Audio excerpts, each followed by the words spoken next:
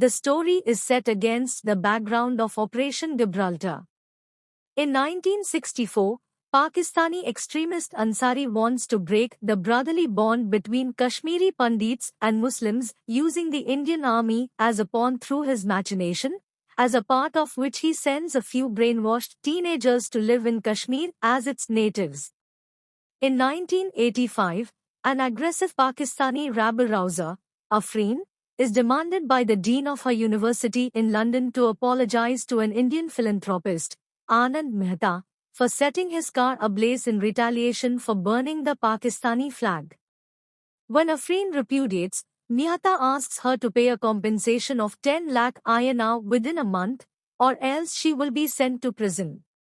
Afreen undertakes an initiative to reconcile with her estranged grandfather, Abu Tariq, a former brigadier of the Pakistani army, and take money from him.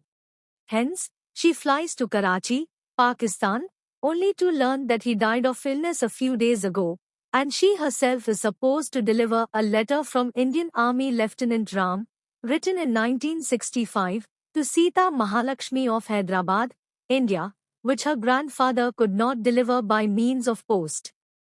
According to Tariq's will, she would inherit his wealth only after the letter was delivered to Sita. Left with no choice, Afreen goes to Noor Jahan Palace, Hyderabad, where the letter is intended to be sent, but realizes that the palace was donated by its Princess Noor Jahan for the higher education of girls 20 years ago. Afreen reluctantly enlists the help of her Indian senior Balaji and meets Subramaniam, an accountant who worked at the palace for Nawab for about 40 years, and he inquires about Sita, but he doesn't remember anyone with that name employed in the palace. Afreen decides to chase the details about Ram, believing that it could lead them to Sita, and from a military library, she collects details about Ram's regiment and meets his regiment mate Vikas Verma in Anantapuram with Balaji. Vikas narrates to the duo that in 1965, the brainwashed teenagers established themselves as natives of Kashmir, and inadvertently, Ansari leaked their details through a spy to the Indian Army Major Selvan, who ordered Ram's superior Vishnu Sharma to assassinate them despite Ram's protests. After the teenagers, except for one, were killed, Ansari triggered a religious riot in Kashmir by provoking Kashmiri Muslims against the Indian Army, accusing the latter of murdering the teenagers and suspecting them just because they were Muslims. Agitated Kashmiri Muslims boycotted the Indian Army and proceeded to burn Agartha, a place where Kashmiri Pandits lived. Ram managed to gather all the Hindus in a safe place along with his regiment mates, and by exposing Ansari's conspiracy, he cleared the misinterpretation of Muslims, causing them to put off the fire and apologize.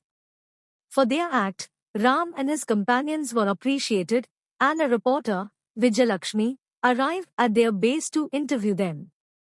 Perceiving that Ram was an orphan with no one to even write to him, Vijayalakshmi told everyone on the radio to send their love for Ram, with herself writing a letter to him addressing him as her son.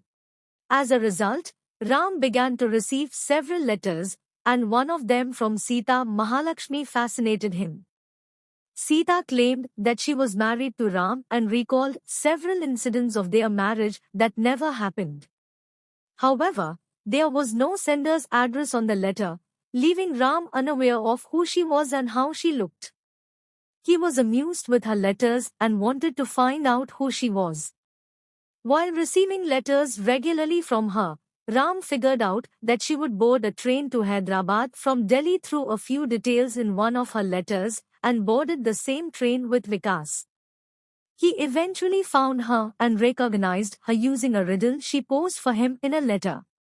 He gave her the replies he had written to her letters and left her compartment, but not before telling her to call the landline of his friend Durjoy Sharma of Hyderabad, with whom he would be staying for the next few days.